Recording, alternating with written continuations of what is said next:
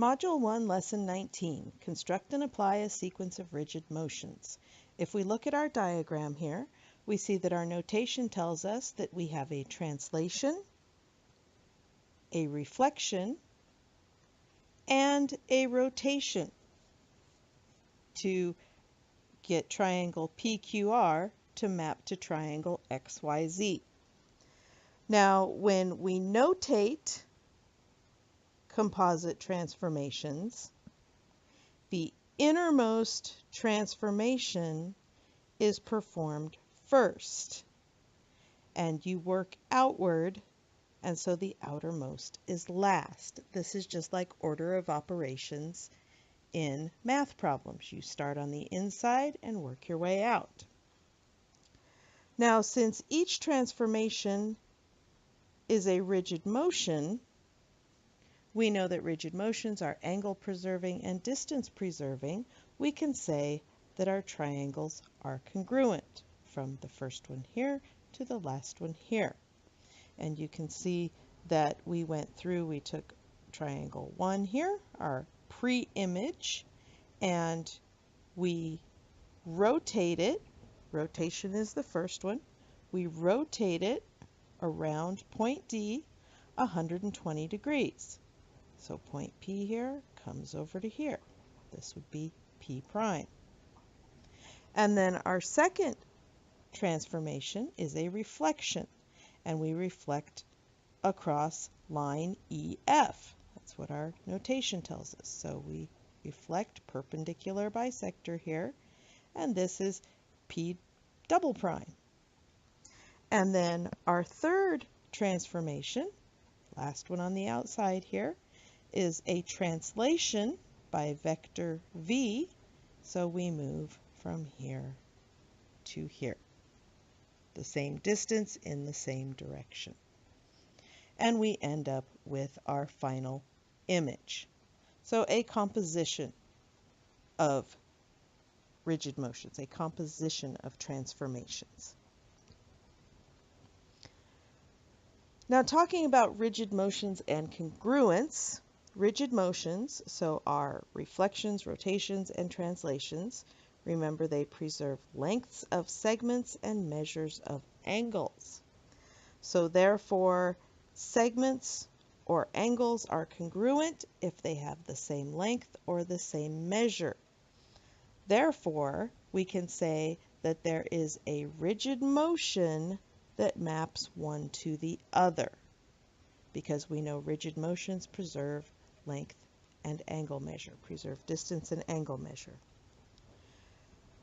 Two figures in the plane are congruent if there is a finite composition of basic rigid motions that maps one figure onto the other, again because of distance preservation and angle preservation. Symmetry, we've dealt with symmetry before, is a rigid motion that carries a figure to itself. So in a past lesson, we rotated figures onto themselves, we folded or reflected figures onto themselves. So therefore, we can say a symmetry is a congruence of an object with itself. Now, a figure might have many different rigid motions that will map it onto itself.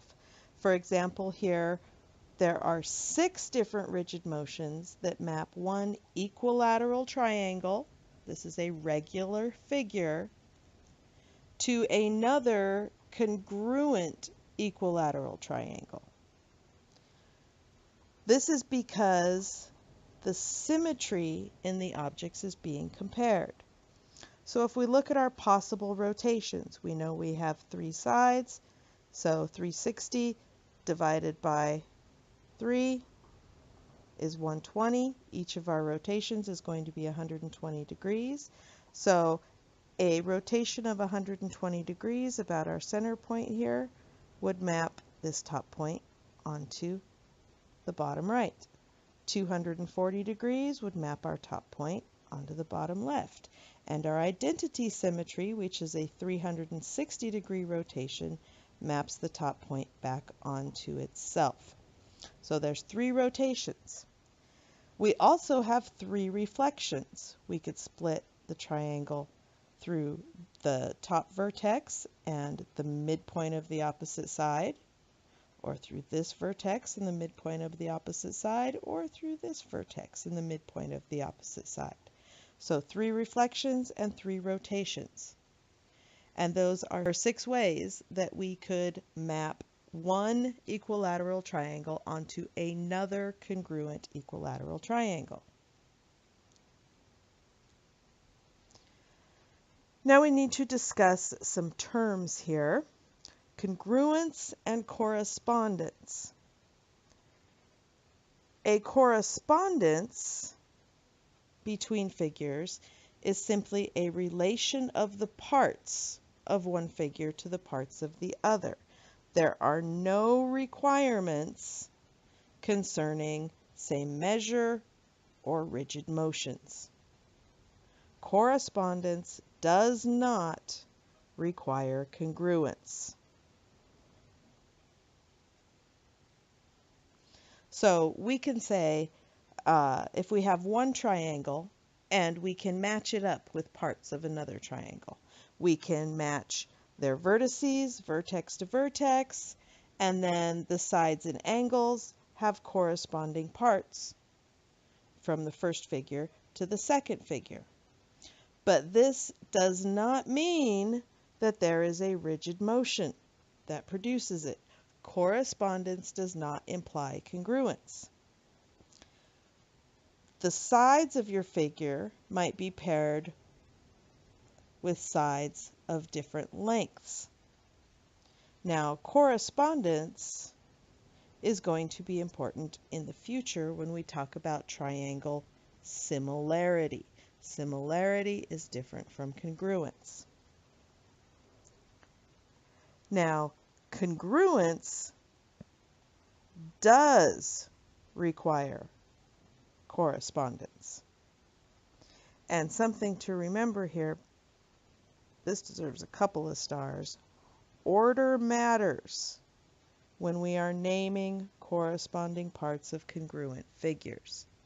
Each corresponding part must be matched up from your pre-image to your image. So naming is important. If point A matches up with point X, they both need to be first, or they both need to be second, or they both need to be third. Order matters. And it matters in direction of our segments as well. This is the first time we are running into where naming a segment, it matters which direction you name that segment. It matters which direction you name an angle. So it is not sufficient to say that 2 figures are alike, except for their position. There must be a particular rigid motion or sequence of rigid motions that maps one onto the other. So if there is a rigid motion that maps one figure to the other, then there is correspondence between the parts. So we can say that if the first figure contains segment AB, then the second figure includes a corresponding congruent segment. There will be a segment that goes in the same order as AB and will have the same length as AB. If the first figure contains angle ABC, then the second figure includes a corresponding congruent angle. It will have the same measure and it will be named in the same order. So I think we are going to have fun using composite transformations to explore congruent figures.